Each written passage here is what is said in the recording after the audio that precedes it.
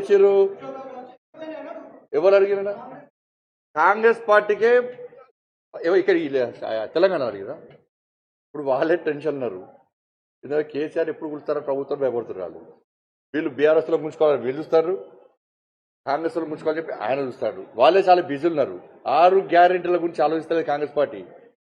ఈ 5 సంవత్సరాలు మా ప్రభుత్వం గ్యారెంటీగా ఉంటుందని ఆలోచిస్తున్నారు వాళ్ళు. వాళ్ళ టెన్షన్ వాళ్ళది.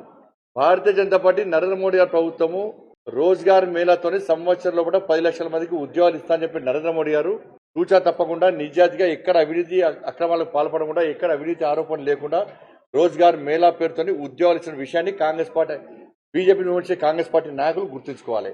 దాన్ని గుర్తుంచుకోవాలి. రోజ్గార్ మేళా పెట్టింది మేము, అపాయింట్మెంట్ ఆర్డర్స్ ఇచ్చింది మేము, ఎక్కడ ఆరోపణలు లేకుండా నిజాయితీ నిబద్ధతతో వాళ్ళకు ఉద్యోగాలు ఇచ్చింది నరేంద్ర మోడీ గారి ప్రభుత్వం. మరి మోడీ గారి మీద గ్యారంటీ, మోడీ గారి మీద గ్యారంటీ నమ్మి ప్రజలు నమ్ముతారు కాబట్టి వాళ్ళు తిరిగి బీజేపీ ప్రభుత్వం ఏర్పడబోతున్నది.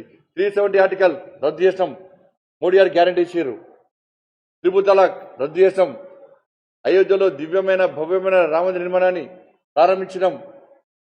సిఏఏ దాని గురించి ఆలోచించడం. ఇవాళ ప్రతి విషయంలో కూడా ఇవాళ పేద ప్రజలకు చిట్ట చివరి నుండి పేద ప్రజలకు కూడా సంక్షేమ ఫలాలు అందించాలని చెప్పి కూడా దాని సక్సెస్ అయినది.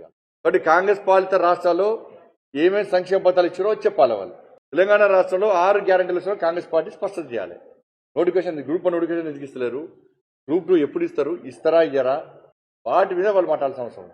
ఈ వీడియో మీకు నచ్చినట్టయితే లైక్ చేయండి, 10 మందికి షేర్ చేయండి. అలాగే కామెంట్ల రూపంలో మీ అభిప్రాయాలను మాతో పంచుకోండి. Nationalist hub group of channels ను సబ్స్క్రైబ్ చేసుకుని తెలుగునాట జాతీయవాద జర్నలిజాన్ని ప్రోత్సహించండి. ఈ వీడియో కింద ఉన్న బెల్ ఐకాన్ పై క్లిక్ చేయడం మర్చిపోవద్దు.